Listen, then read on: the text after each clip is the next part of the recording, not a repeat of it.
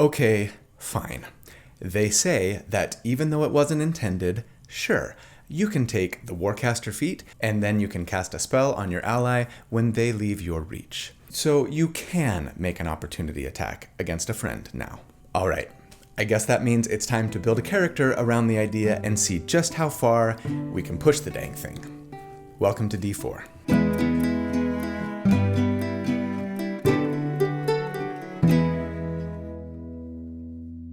Hey everybody, so here at D4, each week I take a deep dive into a character build for my favorite role-playing games, sometimes multiple builds. I like to crunch numbers about them, I like to theorycraft about them, not so that I can tell you the right way or the best way to play a character, but to explore one potential way to build something in the hopes of creating a character that's both really fun, but also really powerful to play. So if you also enjoy creating characters for your favorite role-playing games, or if you're just interested in theory crafting, or if you're looking for tips or ideas on how to build something that you're thinking about playing, then welcome home. This is where you belong, and I'm really glad you're here, so thanks for watching. My name's Colby.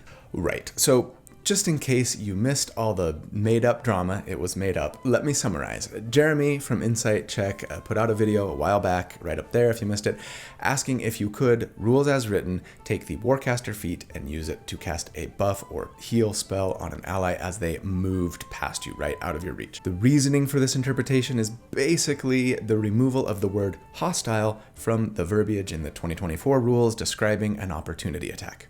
There are lots of arguments for and against this interpretation. I'm not going to get into them here. They've been hashed to death. A bunch of us D&D content creators were debating it in like a private Discord channel, and then several decided to create reaction and response videos to Jeremy's original, including Treant Monk, me, Pack Tactics, Will from D&D Shorts, and others, oftentimes pretending that we were legitimately upset and angry and calling each other names because it was fun and kind of funny. Rest assured, for those whose sarcasm meter is broken, we were all joking. We all legitimately like and respect each other a lot. Except Will. That guy is seriously a jerk. Okay, but Kelly and Monty, the Dungeon Dudes, pretty much got the final word when they put out, a few weeks ago, a video, right up here if you missed it, where they first talk about and react to the question, and then interview two D&D designers from Wizards of the Coast, Mackenzie Darmus and Justin Armand. It was a great video, you should totally go watch it if you haven't, but if I had to summarize the takeaways from Justice and Mackenzie, it would be something like, casting a spell on an ally as an opportunity attack wasn't really intended, but as the rules are written, it pretty much works. So as always, talk it over at your table with your DM, and if everyone's on board, go for it. Rules as written, the quote-unquote exploit of using Warcaster with in conjunction with opportunity attacks to buff your allies certainly can work. Rules as intended, based on how we kind of frame opportunity attacks and the typical use case of opportunity attacks are intended towards enemy creatures. There didn't seem to me to be much inclination, as far as I could tell, that they currently have plans to like errata or sage advice this in any way. So, okay, I will admit that I'm personally a little bit disappointed by that, though not particularly surprised. I felt confident that they never intended us to be making opportunity attacks against our allies, and I was hopeful that they'd be a little more willing to say, yeah, this is a bit of a bad faith ruling. If you want to do it at your table, sure. But it's not really how we think the rule should be interpreted. But I knew that was probably hoping for a bit too much. Regardless, near the end of the video, Monty asked this very important question. Should Colby from D4 Deep Dive start making build guides that rely on this strategy? And this was Mackenzie's response. I think you should.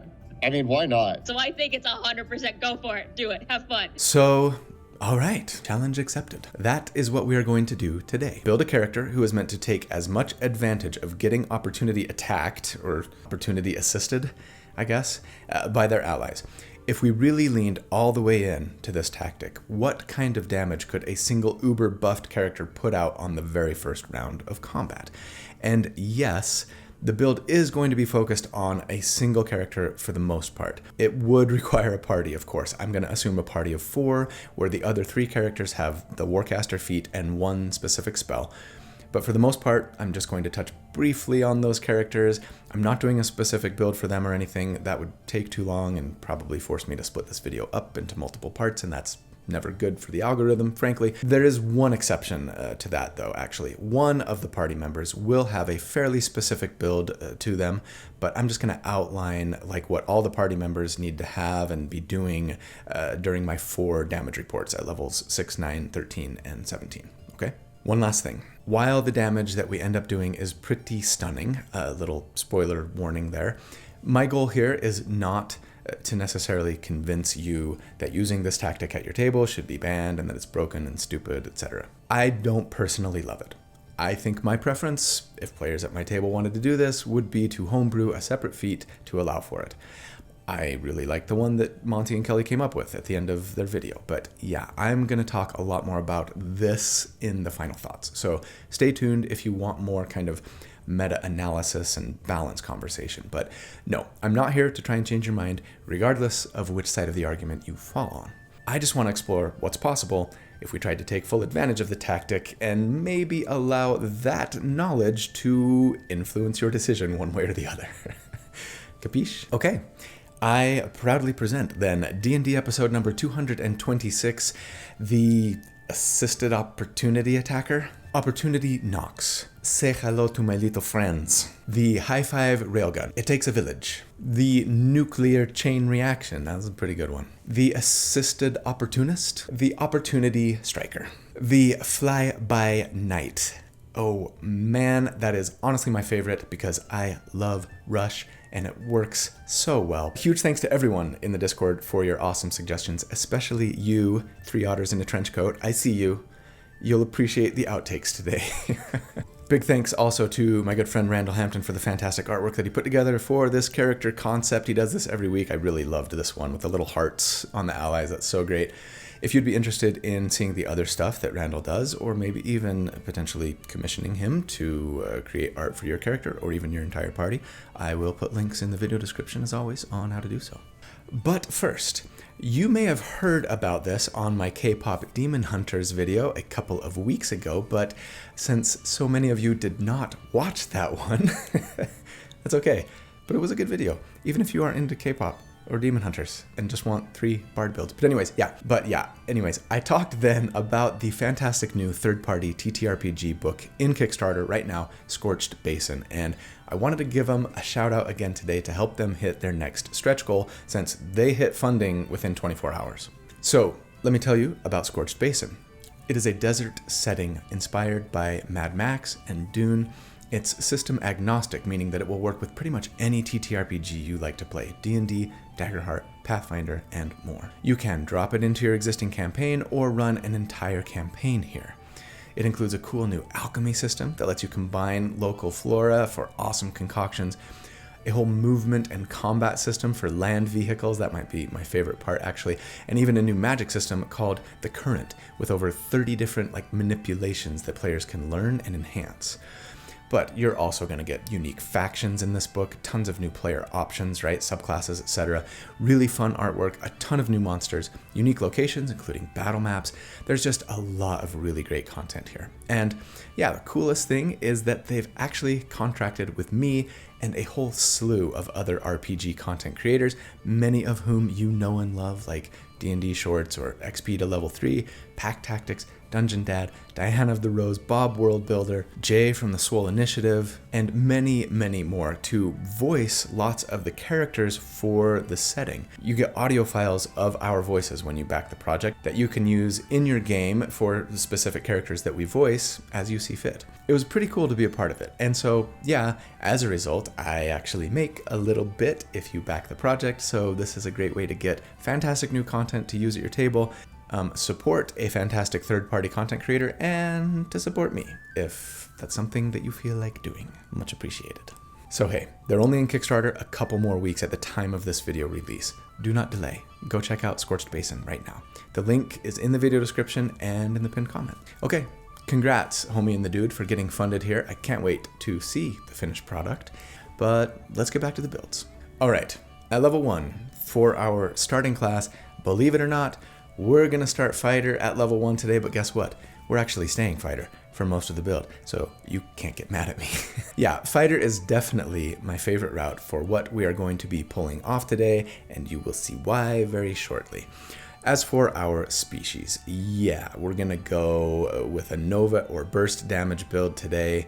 We want to see how much damage we can do right on round 1, and the current reigning champ, species-wise, for doing lots of damage right on round 1, when you really want to be bursting, is ye old Bugbear. But if you don't want to be a Bugbear, or your DM doesn't allow content from older 5e books that aren't in the 2024 Player's Handbook, fear not. Fire Goliath is almost as good damage-wise. And they're a little more versatile in that you don't necessarily have to go before your enemy in order to get their burst damage, right? But yeah, what makes Bugbears so great here is their surprise attack feature that lets us do an extra 2d6 damage to every single attack we make on the first round of combat, so long as your target hasn't taken a turn in combat yet, right? For our background, I'm going to say, as always, go with an old one or a custom one if you can, and just, make what you want. But if you have to, sure, you could take Guard. It gives us the origin feat that we want, but not all the ability score increases, so that kind of bugs me. As for that origin feat, of course, on this build, we absolutely have to take Alert. Because going first, especially as a Bugbear, is super important, but being able to swap around your initiative order so that you go before your allies is pretty important too. And Alert is great. It lets you add your proficiency bonus to your initiative roll and lets you swap your initiative with the initiative of one willing ally. So while, yeah, it would be great if your entire party had this feat, so they too could all get that buff to their initiative, greatly increasing your chances that at least one of you beats your enemy, right, in the initiative order. You're really the only one who kind of has to have it, since you've got to ensure that you're going before your chosen enemy above all. And most likely before your allies too. As for our abilities, I assume we're going with the point buy method as always and say let's take a 15 strength and a +2 there, a 15 constitution and a +1 there if you can, and then a 14 charisma, which we're going to want for multi-classing purposes, though I will say this would leave us with a crappy dexterity, which isn't great for our initiative, right? So if you wanted to dump charisma and bump your dexterity instead to be safe, go ahead. The multi-classing that we'll be doing brings some nice damage bumps, but most of it doesn't come until later in the build, so especially if you're only playing this character until level 11 or 12 or so, I might just not even worry about the charisma and multi-classing that I'm going to suggest. For our starting equipment, let's grab some chainmail, and then, a greatsword, a great axe, and a maul. I think a greatsword is probably our best weapon here, but if you'd rather go the maul or great axe route, or maybe have all three so that you can pull out the best one that fits the situation, go for it. Because yeah, as a fighter 1, we get weapon masteries, right? And fighters get 3. So we could take all 3. Greatsword has graze, which lets us do our strength damage to the enemy even if we miss our attack. Maul has topple to try and knock them prone so that we can have advantage on our subsequent attacks, something we won't actually need thanks to what our allies are going to be doing, but more on that later. And sure, you might want to be knocking prone after your Nova round, so a great option to have, yeah. And then the Great Axe has probably the best mastery of the 3, I think, assuming that we don't need topple, which is cleave, because it lets us make an additional attack to another enemy once on our turn if that enemy is within 5 feet of our original target, right? But since the average damage is slightly less, a d12 on the Great Axe versus a 2d6, right? And I don't know if you're going to have another enemy within range on your Nova round, I'm just going to say, probably plan on using the Greatsword, pull out that axe if you've got 2 enemies next to each other. We also get a fighting style at Fighter 1, and sure, let's take Great Weapon fighting style here, even though the extra damage that it does is fairly paltry. It just says that when we hit with a weapon that we're wielding with 2 hands, any 1s or 2s we roll are just 3s. It's better on a 2d6 greatsword than it is on most weapons, the only exception here being the double-bladed scimitar, which I actually tried to build around with that refined Berserker build a while back. But yeah, it's still not great. Still, as many attacks as we will be making on our Nova round, it will add up. Feel free to go a different route if you'd rather, but we'll take Great Weapon fighting. Finally, at Fighter 1, we get Second Wind, which just tells us that as a bonus action, we can heal ourselves for a d10 plus our fighter level 2 times per day, recovering 1 use on a short rest. You know who I'd really love to take a short rest with? My channel members and patrons, because they are the best. You guys, thank you so much for for your support. I couldn't do what I do without you. You are the ones who make an assist of opportunity on me when I go into combat. If you're not a member or a patron, I'd appreciate it if you just consider joining. Down in the video description, you'll see links to like what that looks like, either on Patreon or on YouTube. And the perks that you could potentially get. I give all of my perks to all of my members and patrons, regardless of what level they sign up at, as long as it's silver or higher. I just ask that you'd pay what you think it's worth and what you feel like you can afford. Those perks include access to the library of write-ups that I do for all of my builds to help you recreate it yourself a little more easily, access to the community Discord server, and access to the monthly live Q&A hangout sessions that we do. If you can't or don't want to be a member for whatever reason, that's fine. I appreciate you just being here watching. Liking and subscribing are big ways to help too, so thanks for doing those things. At level 2, we get Action Surge, of course, which lets us take 2 actions once per short rest instead of 1. Perfect for those of us who want to go Nova especially. And then Tactical Mind, which says that if we fail an ability check, we can expend a use of our second wind to roll a d10 and add it to the check, potentially turning that failure into a success, and only burning the use of second wind if it does that and turns it into a success, right? Very cool. At level 3, we get our subclass. And we are going with, no, not Echo Knight, though that would work great here too if it's allowed at your table, as would Battlemaster and plenty of others. But no, I think the best of all for our purposes today would be my old favorite, actually, the Rune Knight. Man, I haven't done a Rune Knight build since 5.24 came out. I've missed them so much. Rune Knights are amazing. First off, they get bonus proficiencies, proficiency with Smith's tools, and then they learn the giant language. But then they also get Giant's Might, which says that proficiency bonus times per day. We can use a bonus action to grow to large size, which gives us advantage on strength saves and checks, and also lets us deal an extra d6 of damage once on our turn. Not planning on using this, actually, though you could, and there would be some great, cases for doing so. I'll talk more about that later. But the most important feature of all for this build, especially here, is the Rune Carver feature, which says that we can learn 2 runes, which we carve into our armor or a weapon, and we can activate them each once per short rest. And then we get a whole host of fantastic options to choose from. I want the Fire Rune, first of all, which says that when we hit with a weapon, we can do an extra 2d6 of fire damage and then force a strength saving throw or restrain our target for a minute, causing additional damage at the beginning of their turn, though they can repeat the save at the end of each of their turns. But the best and awesomest rune in the world is, yes, the Cloud Rune, which says that when we, or someone else within 30 feet, are hit by an attack roll specifically, we can use our reaction to make someone else within 30 feet the target of that attack instead, using the same roll. And importantly, that, quote, this magic can transfer the attack's effects regardless of the attack's range. I'm just going to pause for a moment here and let you all figure out where I'm going with this if you haven't already.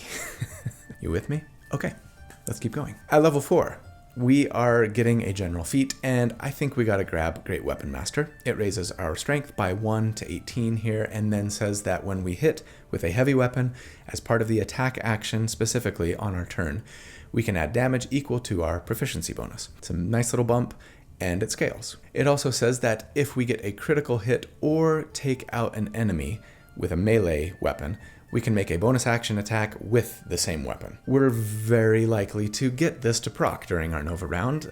More on that in a minute. At level 5, we get extra attack, and that would be 4 attacks then if we were using Action Surge, right? And then we also get Tactical Shift, which is yet another way for us to use our second wind, this time letting us use our bonus action to move up to half of our speed without provoking opportunity attacks. It's really nice if we need it. At level 6, as a fighter, we get another feat, huzzah. And I'm a little torn on what to do here, but I think in the name of the spreadsheet, I'm just gonna cap my strength at 20. You very well may be tempted to take more like strength half feats, and I would not fault you for doing so. Mage Slayer is great. Charger is nice, maybe especially on this build. Heavy Armor Master I love, but yeah, I want to go as big as I can on round 1 when we're going Nova, and this is going to help me do that better than anything else here. So yeah, take your strength to 20 if you want. And at level 6, it is time for our first damage report. So before we jump into what we are going to be doing during our burst round, let's briefly discuss what our companions have been building towards all this time and what they are going to be doing to us first, okay?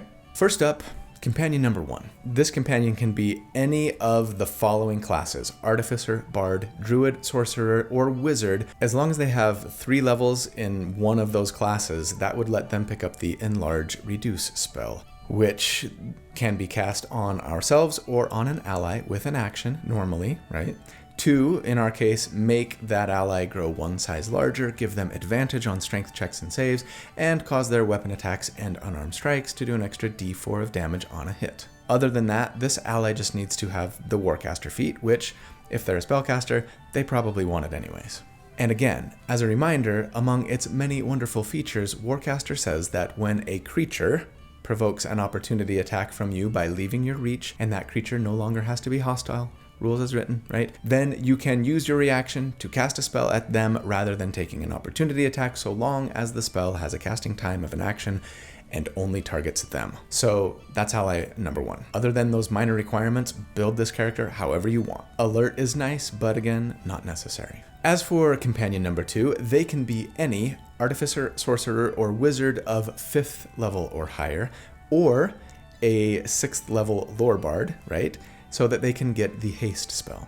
This spell gives massive buffs to the recipient, +2 to their armor class, advantage on dexterity saving throws, double move speed, and 1 extra action on their turn, but they can only use that action to dash, disengage, hide, utilize, or attack. But if they take the attack action, they only get 1 extra attack. Other than that, yeah, just make sure you've got Warcaster again, and Alert is nice, but not necessary. With companion number 3, things get a little more strict, a little more specific. We want this companion to take all 6 levels in Celestial Warlock. We want them to be an elf of their choosing. We want them to take the merchant background so that they can get the lucky origin feat, which lets you proficiency bonus times per day have advantage on an attack or a saving throw. We want them to start off with a 17 charisma, a 16 constitution probably, and a 14 dexterity. And for their first feat, we want them to take Warcaster as well, bringing them up to an 18 charisma.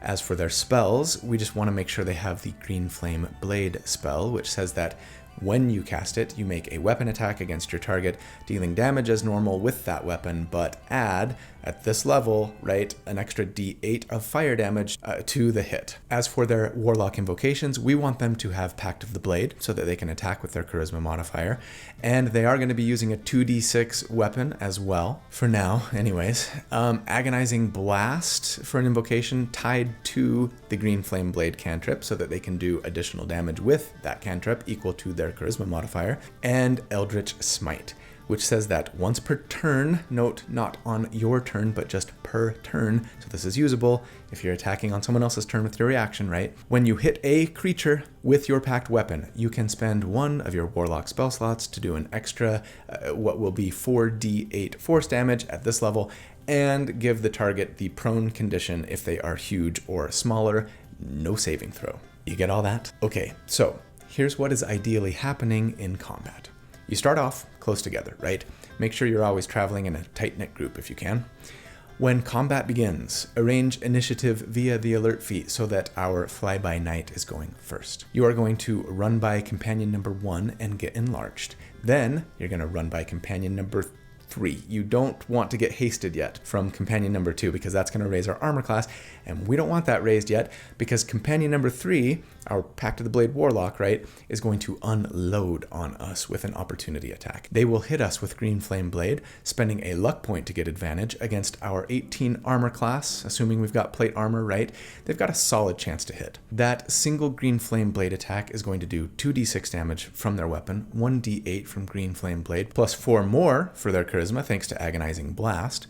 Plus, since they're a Celestial Warlock with the Radiant Soul feature who has just cast a spell that does fire damage, 4 more for our charisma. Also, if we hit, we will add an Eldritch Smite for 4d8 more damage. Why are we doing all of this to our friend, you might ask? No, you're not asking that because you know why. It's because our Rune Knight has the Cloud Rune, and that rune says, let me remind you, that when we are hit by an attack roll, which has just happened supposedly from our Warlock friend, we can use our reaction to cause that attack and all of its effects to hit another target within 30 feet. So we have now just transferred a total of 5d8 plus 2d6 plus 12 damage onto our enemy and automatically knocked them prone simply by running past our friend. Assuming they hit us, at least, and assuming the attack roll that they hit us with is high enough to beat the enemy's AC too, right? At this point, we then run past our second companion, who hits us with haste. Thank goodness, we've got double the move speed now, and we just run up to our enemy who's conveniently been knocked prone for us and make 5 attacks against them. 2 from our action, 2 from action surge, 1 from haste. Each attack does 2d6 damage from our weapon, 2d6 from the Bugbear surprise attack feature, 1d4 from being enlarged, plus 5 from strength, plus 3 from Great Weapon Master, and on the first hit we land, we pile on 2d6 fire damage from our fire rune, because why the hell not? That is a total of 22d6 plus 5d4 plus 40, or not counting what happened from the Cloud Rune transfer earlier. Oh, and do we get a bonus action attack thanks to the Great Weapon Master Hue feature? Well, on 5 attacks, if we have advantage, we've got a 40% chance that at least one attack is a critical hit. But maybe more importantly, with the amount of damage that we are going to be putting out, we are almost guaranteed to kill at least one enemy that we're up against. So I'm just going to go ahead and assume that we've got like a 75% chance to get that bonus action attack. We won't get to add our proficiency bonus to the damage from Great Weapon Master on that bonus action if it comes, but we'll get to add everything else, and it's a lot. Okay, you ready for the numbers? On average, against enemies with a 10 armor class, assuming everything goes according to plan, we would do 198 damage. And against a 15 armor class, it would be 186. And we're level 6. We almost hit 200 damage on a Nova round. Cripes. And yeah, that's way more damage than any Nova build I've ever done at this level, though, of course, we are relying on allies to help us get there, so it's not quite apples to apples, right, looking at other builds. So let's put this into perspective. During that video that the Dungeon Dudes made, Justice actually made a great point. DMs love when the party's clustered close together. Like, you got a dragon, like, with its breath weapon ready. And you know what? He's right. It's dangerous to be grouped up like that sometimes, right? But here's the thing. I mean, at level 6, against a party of 4, a deadly dragon encounter would be against a young blue dragon, CR 9, right? They have a +4 to their initiative, which makes it extremely likely that at least one of our party members has beaten them. If you all roll crappy, use heroic inspiration. But assuming that at least one of us gets a better initiative roll, if we do all of these things as I've laid them out, well, young blue dragons have an 18 armor class and 152 hit points. Guess how much damage we are going to average against an 18 AC? 169. So yeah, I don't really care about your lightning breath because you just got one shot, Mr. Dragon. Now, sure, let's all take a deep breath here. This is a perfect scenario, right? In order for everything to go according to plan, one of our party members has to beat the dragon on initiative, and they have to be within 30 feet of me when my Pact of the Blade Lock hits me. That's not always going to happen. Fortunately, they are only large size, so they are definitely getting knocked prone if they are within 30 feet, and we redirect the attack via Cloud Rune. And yeah, a lot of resources have been invested here. Multiple feats that we probably all wanted anyways, but still, everyone's reaction, concentration for 2 party members. But on the other hand, how much do we care about those resources if we're just one-shotting boss dragons before they even get to take a turn? At what point do we all get kind of tired of the DM going, okay, well, at this point, another young blue dragon shows up and is like, you killed my mate, now you will face my wrath. Okay, enough meta-analysis for now. We'll get more into how viable this actually is, whether or not it's overpowered, etc. in the final thoughts. Please watch them. I know, it's not like this is some kind of works every time and now the DM can never defeat our party kind of thing. but I do think it does a pretty good job of illustrating how potent this whole shtick can be if we allow it at our table and the party builds to take advantage. For now, let's just see what things look like at higher levels. Maybe it doesn't scale all that well. Speaking of, to help us out with that scaling a little bit, I think at level 7, I would want to take just a single level dip into Warlock for now. We're going to get more later, but I don't want to delay Fighter 11 and that sweet third attack for long. Picking up just a single level of Warlock here will give us a bit of a boost. So yeah, I'm thinking that all those devastating attack assists of opportunities that our Warlock friend has been hitting us with leading into our Nova round, which, by the way, how are we playing this out in game? Is our Warlock ally really like pissed off at us and we just keep redirecting their attacks? Like, I want to be there when the team comes up with this plan. Hey bro, I've got this great idea. You know how we're all making you a lot stronger when you run into combat? Well, hear me out. What if I just hit you as hard as I can instead? Anyways, those Eldritch-infused smites have started to leave a mark on our psyche, maybe. Perhaps we've been appreciating the power one could gain by taking on a pact with an otherworldly being. Or maybe we're becoming corrupted? Enlightened? They are a celestial warlock after all. Converted, maybe? Regardless of your reasons, yeah, I want a warlock level now. So as a warlock 1, we get an invocation. And I think you could kind of PYF here, pick your favorites, but I'm probably going with Eldritch Mind so I can have advantage on my concentration checks, just like everyone else in my party, because we also get spells here, and it's the main reason for dipping warlock for me. I'd like to grab the Hex spell. It adds a d6 of damage to all of our attacks, as well as gives our target disadvantage on ability checks for one chosen ability. It requires concentration, costs a bonus action to cast and transfer to another target when our current one perishes. And yeah, with me assuming a 75% chance of proccing Hugh from Great Weapon Master, right? This is just a minor upgrade to our average damage. If we're giving up our bonus action to add a d6 of damage to every hit, well, I mean, it is guaranteed extra damage and that's nice, but if you think you're going to get Hugh to proc more than 75% of the time, go ahead and delay this Warlock level if you'd rather. Especially if you've got a really nice weapon that's adding damage to every hit, right?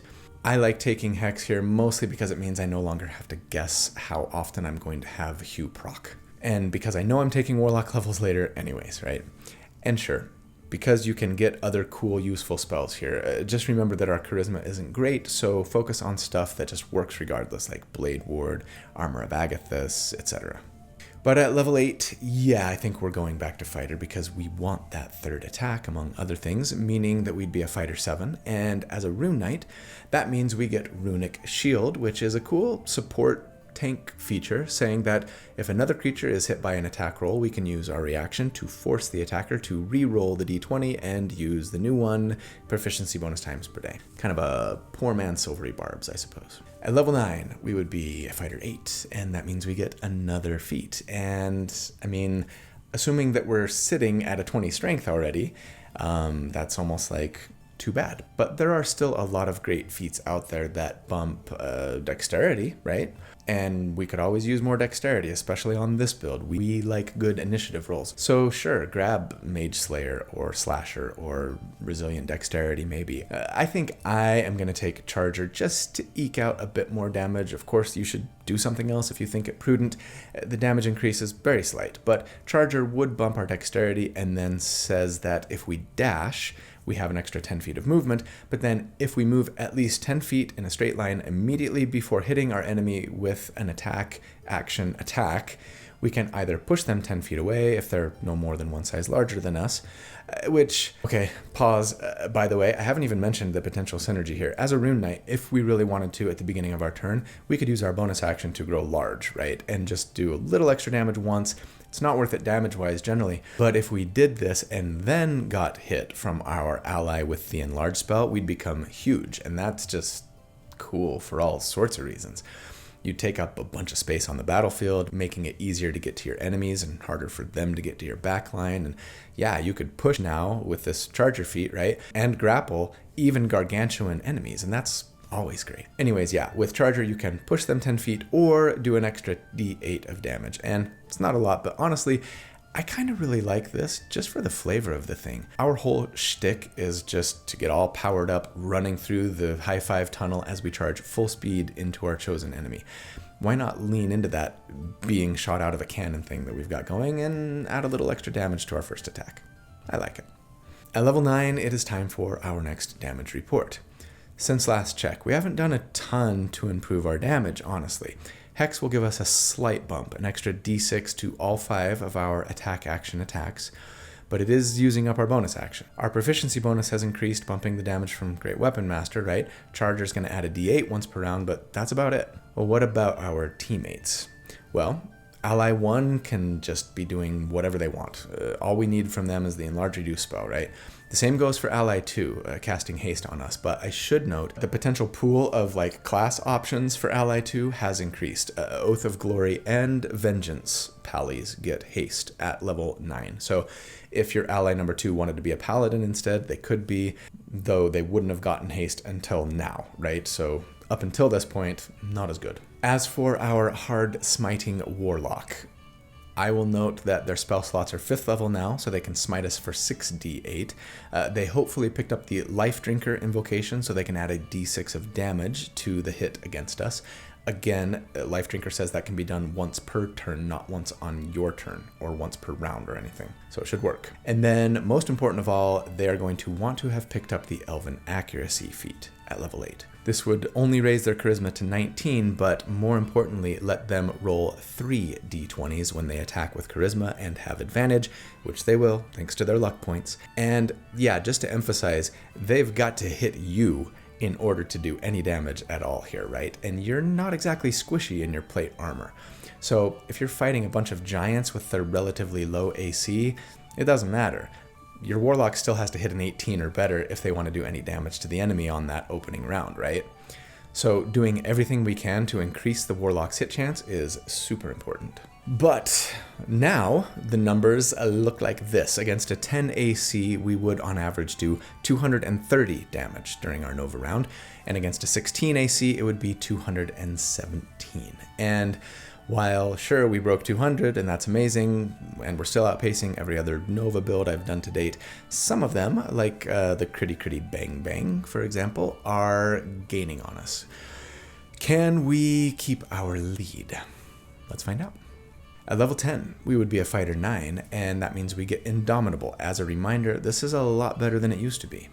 It now says that once per day, if we fail a save, we can re-roll it with a flat bonus equal to our fighter level. So yeah, +9 is very often going to turn that failure into a success. We also get the really great Tactical Master feature, which says that when we attack with a weapon whose mastery property we can use, we can replace that with push, sap, or slow. And this is really great. Maybe we're using a greatsword, but we hit, right? Graze does nothing for us there, but we could always slow them or sap them so that they have disadvantage on their next attack, or sure, push them. I actually love the idea of an enemy being 40 feet away from a cliff, and we, with our 5 attacks and doubled move speed, just push, move back up to him, push him again, move, push, until we kind of just sweep him off the edge of the cliff, right? Into the lava. At level 11, we would be a Fighter 10, and as a Rune Knight, that means we get Great Stature, which says that we grow 3d4 inches taller, and that once per turn, the damage that we get from our Giant's Might feature, that thing we got 7 levels ago, that lets us do an extra d6 of damage once per turn, jumps all the way up to, checks notes, 1d8. Okay, I mean, I feel like this has kind of become my dead horse to beat, so maybe at risk of getting on the same old soapbox, why in the world is Wizards of the Coast so afraid to let martial classes scale? As a fighter, we had to wait 7 levels for a subclass feature, and when it finally comes, we get a ribbon feature that does essentially nothing for us mechanically, and then gives us a 1 on average, increase to our damage per round. 1. Now, I appreciate that this is just an example of one subclass in a whole slew of martial subclasses, and I appreciate that I'm looking at a 2014 subclass at that. But the thing is, it's pretty indicative, I think, of a systemic issue in D&D 5e, and while there have no doubt been improvements in the 2024 update, this kind of really bad scaling is still pretty rampant for martial classes and subclasses. Barbarians getting a rage damage increase of 1 after 9 levels. Battle Masters getting a bump on their superiority die from a D8 to a D10 after 7 levels. Rogue damage still floundering without extra attack, as their sneak attack only goes up by 1d6 every 2 levels. Monks seeing almost no way to increase damage after level 11 aside from a teeny bump to their martial arts die. And I know they're half-casters, but yeah, Rangers, right? The same issue is rampant for them. Meanwhile, full casters are seeing their power increase almost exponentially in their ability to shut down the entire battlefield, drop increasingly more devastating area of effect bombs on multiple enemies, and perhaps most damningly, see their single target damage increase massively thanks to spells like Spirit Shroud and even worse, Conjure Minor Elementals. Don't get me wrong, I love casters, and I love Gishes. I love the power that comes from spells. I just wish that WotC were a little less afraid to take the shackles off of martial characters and let them scale better into late game, especially when casters are seeing their power increase by leaps and bounds, and monsters are seeing their power and especially their hit points increase by huge orders of magnitude. Giving martials a bump of 1 or 2 or 3 damage per round over the pace of several levels, it doesn't make sense to me at all. I know that in 2024 they've taken some steps in the right direction, particularly in the way they give martials things to do other than just damage. And I know that at this point, with the monster manual already out, it would be a tall order to try and rebalance 5e with much better martial scaling in mind.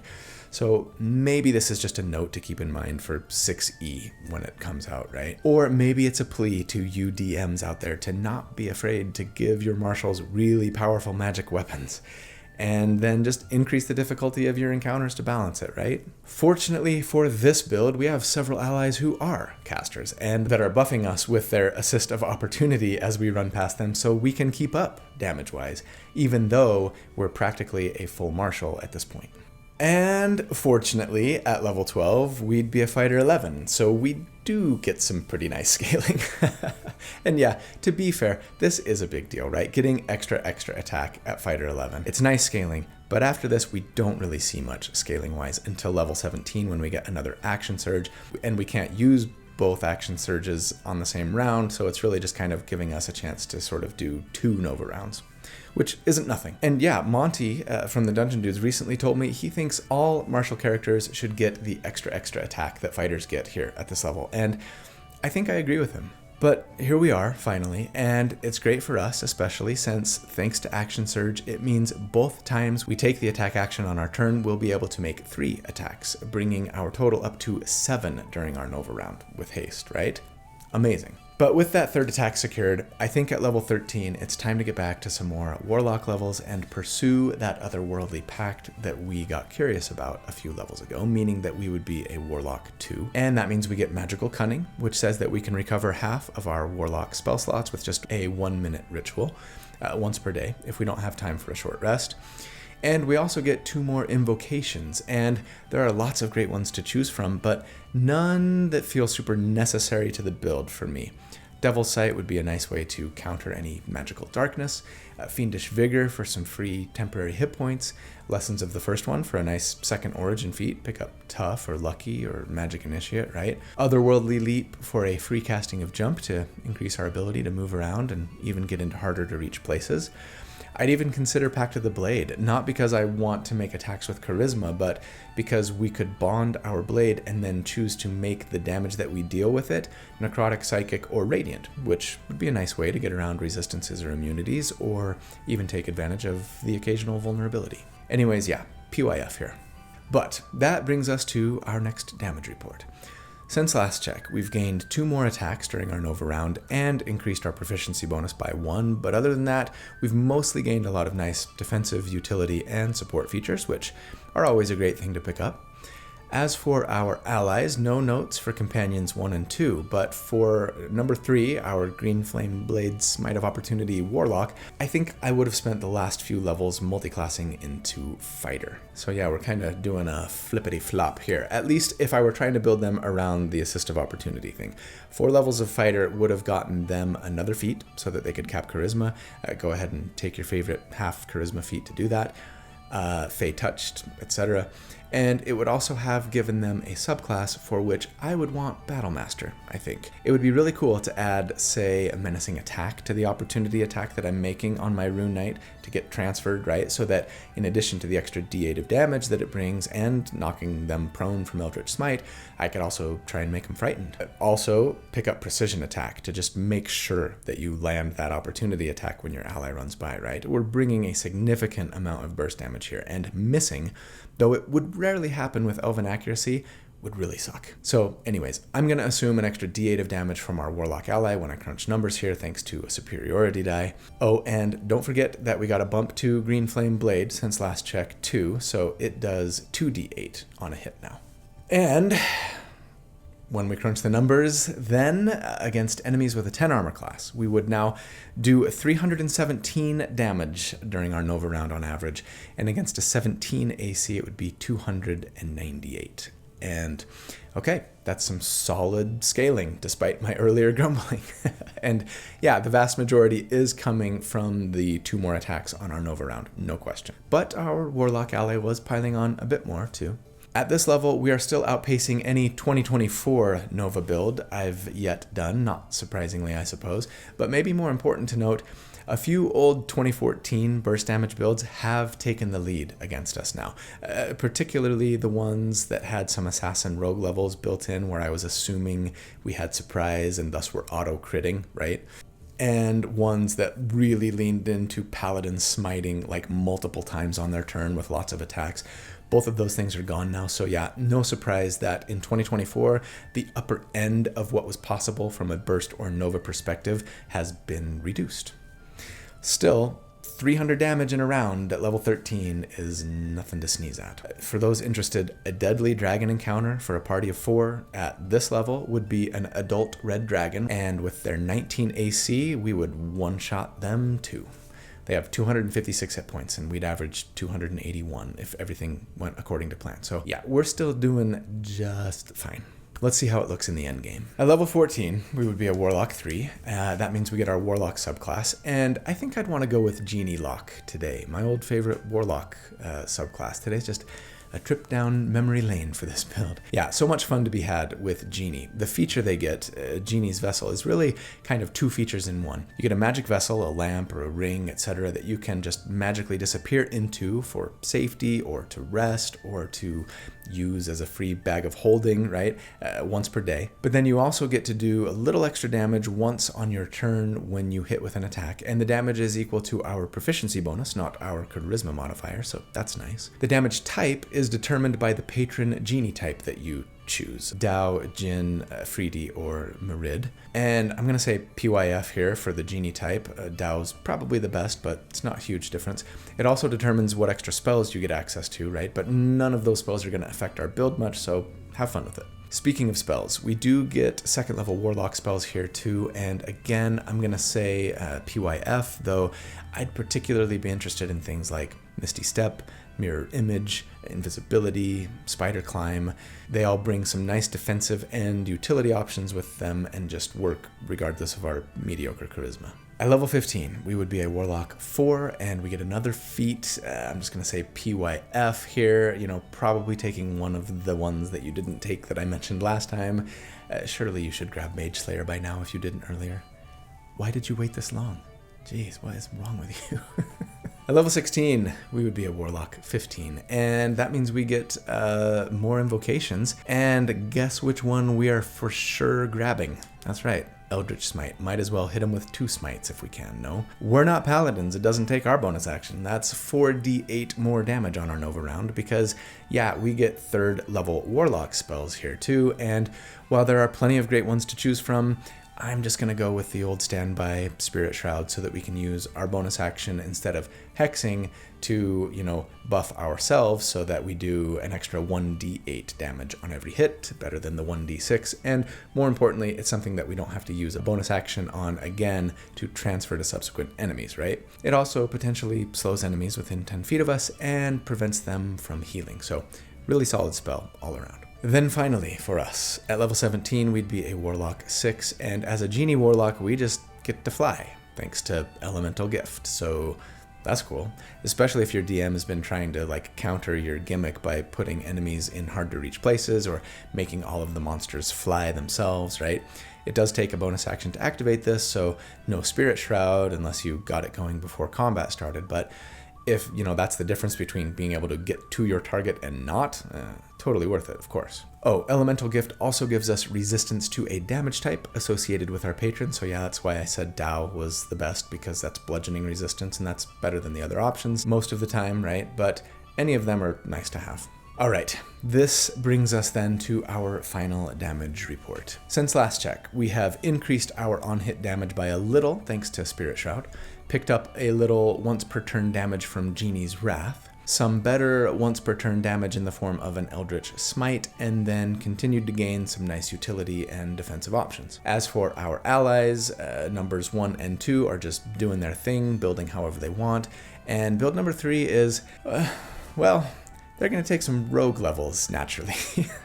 I want them to become an assassin. It's not that important, but it would give them advantage on initiative rolls, helping you ensure that at least one of your team's rolls is higher than your target enemy, right?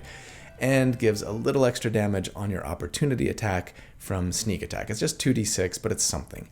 Unfortunately, the other assassin feature, Surprising Strikes, wouldn't work here because it only gives advantage and extra damage on attacks against those who haven't taken a turn yet. And you're attacking your Rune Knight ally with your reaction on their turn, right? So yeah, again, this is not a no-brainer. I mean, we'd have to switch from a 2d6 weapon to a 1d8 rapier if we wanted sneak attack damage, right? It's got to be a finesse weapon. So it's a very minor damage increase at best. I do like the synergy of better initiative and the little damage bump, but go another route if you really want to, as always. Oh, and don't forget that their Green Flame Blade did get a bump here too at 17. It's now 3d8 damage on a hit. And so, if everything goes according to plan, during our burst round here, we would, on average, against a 10 AC, do 369 damage. And against an 18 AC, it would be 349. And yeah, still beating out any other Nova build that I've done for 2024, though not by a ton. And yeah, requiring the assistance of your teammates, though to be fair, those teammates still have their turns coming, right? They are going to be able to do stuff on their turn too. They could even drop concentration on the spells that they buffed you with if they wanted. Sorry, Rune Knight, you're incapacitated for a round since I dropped haste, but you got your moment in the spotlight. Now you're in timeout while we get a chance to shine, right? So many things to say in the final thoughts, so let's get into it. First up, the tier score for this build. If you take the average damage that they do against all the ACs that we calculate for it at each of the 4 damage reports, just average it into one big number, we end up with a 243, which, yes, is blowing away anything that I've built to date for 2024, though I appreciate that it's hardly fair to compare this build to other builds who weren't relying on their allies. I still think it's helpful just to show what we can do with this tactic. So, okay, let's get into a little bit of the meta-analysis here. First up, I have a feeling that a lot of people are going to be saying things in the comments like, this only works if, insert your favorite thing here, and as a result, this build is totally worthless and invalid.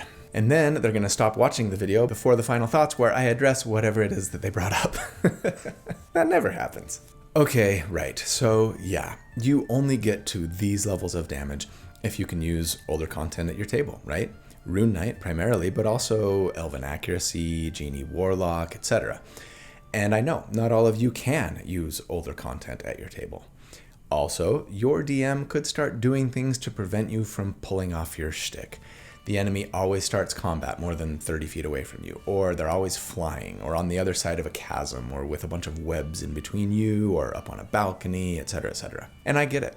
This isn't something that's going to work at every table, or in every fight. And despite that, I don't think it lessens the concept of the builds in any way. Here's the thing.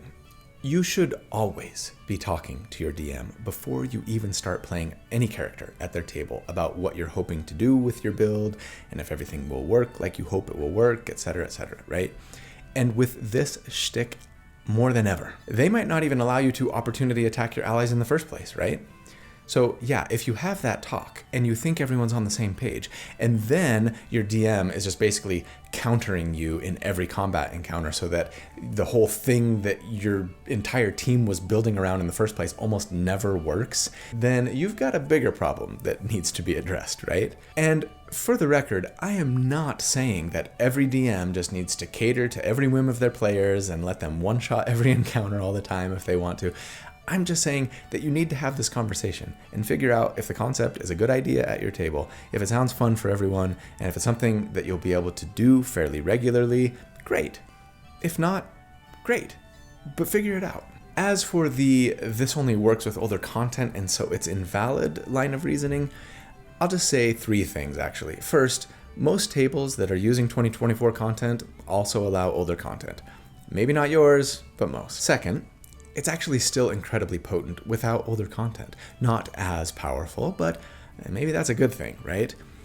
Get a different buff spell for that third ally to be casting and make your opportunity striker a berserker barbarian with a fighter dip instead. Automatic advantage, rage, and frenzy bonus damage. A reliable hue bonus action, haste, enlarge, and another buff. Maybe fire giant Goliath instead of bugbear. Hey, you're still gonna hit like a freight train. Third, and maybe above all, if these builds are, in fact, even stronger with older content, I think it perfectly illustrates probably the number one concern that I have with using this tactic of making an opportunity attack against your allies.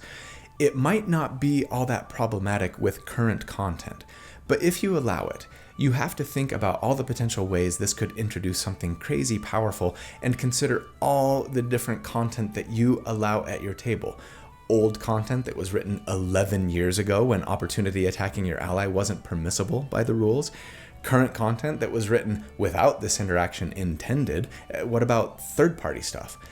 And maybe worst of all, now Wizards of the Coast and third-party content creators have to think about it too and potentially balance their own future content that they create around the idea of, could this spell be used by someone with Warcaster to cast on their ally as they run past, and does that affect the balance of the spell, etc., etc. To say nothing of features that might reflect an attack that you get hit with onto somebody else, right? Do I think that allowing this tactic at your table is going to just totally ruin combat and make it impossible for DMs to balance encounters now? No. Or at least, not really. Or at least, not most of the time, unless you make a party built exactly like this. But yeah, of course, even then, there are plenty of ways to soften the potency of it all. In the end, while sure, even if I think that since opportunity attacks were intended to just put a bit of a deterrent on opposing forces moving away from each other without disengaging, and I would rather that people at my table use a separate homebrew feat if they wanted to engage in these kinds of shenanigans. If you disagree, I have no beef with you. And if you want to use assists of opportunity at your table, whether to just mostly cast Cure Wounds on an injured ally with your reaction once in a while, or go full bore and build an entire team made to one-shot a deadly encounter dragon before they even get to take a turn, like we've done today, that's up to you. Or, well, it's up to your entire table, really, and especially your DM. So just make sure that everyone is clear about the potential of what you might be bringing to the table so you can all be on the same page and have fun together, okay? So that's the build for the week, or I guess those are the builds. I hope you enjoyed it, regardless of whether you use this tactic at your table or not. My hope is that it was fun to listen to, fun to theorycraft about, and might give you a better idea on whether or not you want to try and use this at your table. More than that, I hope you know that I love you. Thank you so much for all that you do for me and for this channel. I appreciate it so much. I hope you have a fantastic day and a really great week. And if you don't, please don't give up. Hang in there, okay? You got this. I hope that you will do good and be kind and that I see you again very soon. But until then, take care. Bye.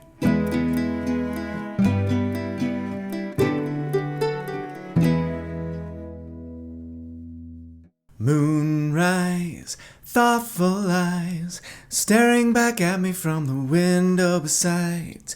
No fright or hindsight, leaving behind that empty feeling inside. I'm so much better with the steering wheel then it's the chair arms, you know. Fly by night away from here, change my life again. Fly by night, goodbye my dear, ship is a-comin' and I just can't pretend. Wow. Oh, it's so hard to sing, you know, a Rush song. First of all, because, I mean, Geddy Lee, like, I'm singing more than an octave lower than where he typically sings. His voice is so freaking high. It's just insane. And then, yeah, like, if you don't have, you know, Neil Peart on the drums, rest in peace, greatest drummer of all time. I will have words with anyone who says otherwise. Yeah, it's not as good. You need it. You need it all. Favorite Rush song, everybody? Let me know in the comments. I might have asked that question in the past. I probably have. I don't think I can pick one. If I had to, it'd probably be La Via Strangiato. It's an instrumental. But yeah, there's so many good ones. I wouldn't even say Fly By Night is my favorite off that album. I think I'd go with Anthem, personally. If you're then you're going, which we have just been done, which we have Warlock